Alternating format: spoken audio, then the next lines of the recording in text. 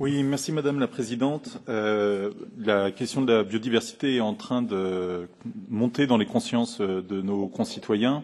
On peut même dire qu'elle a participé d'une crise politique dans mon pays il y a 2 jours, puisque le ministre de l'écologie a démissionné, et notamment mettant en cause le fait qu'il y avait une inaction globale, pas simplement de la part du gouvernement français, mais au niveau international et donc aussi au niveau européen, qui avait amené à cette baisse de 80%, on le sait par exemple, du nombre d'oiseaux, de la baisse significative du nombre d'insectes. Et donc, nous sommes sans doute dans un moment, à 1 an des élections européennes, même moins, où les consciences de nos concitoyens sont en train de s'éveiller à un sujet qui auparavant, c'est vrai, les touchait peu.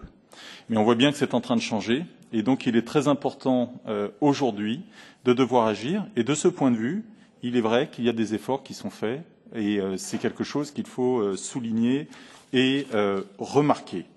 Alors, pour aller un petit peu plus loin, je suis assez heureux que l'ensemble des voix aillent quand même dans le même sens. C'est pas toujours évident sur la question de la biodiversité, et souvent des intérêts compréhensibles, légitimes, notamment des emplois, de l'agriculture, peuvent amener à ce qu'il y ait des réticences. Là, on voit bien qu'il y a quand même des convergences qui sont tout à fait utiles. Il faut intégrer aujourd'hui à l'ensemble de nos politiques la question de la biodiversité. La biodiversité n'est pas un domaine, et là, l'approche est bonne, puisque c'est une approche qui est multidisciplinaire, on pourrait dire, d'une certaine manière. Je terminerai en disant qu'il y a quand même un élément qui est frappant.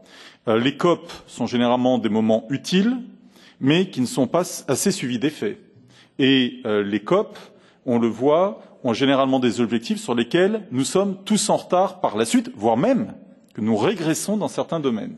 De ce point de vue, on peut être un petit peu inquiet que, après la signature des objectifs d'Aichi, nous n'ayons pas réellement d'évaluation pour savoir où nous en sommes, et donc il est extrêmement important que des indicateurs puissent aujourd'hui exister pour que nous sachions évaluer le bien-fondé de nos politiques. Autrement, nous risquons de créer le même, mettre en place des structures que nous soyons incapables d'évaluer, et donc de ne pas savoir si ce que nous faisons est efficace. C'est vraiment un point d'alerte, mais pour le reste, je crois qu'il est nécessaire que cette prise de conscience globale s'amplifie, et de ce point de vue, le travail va dans le bon sens.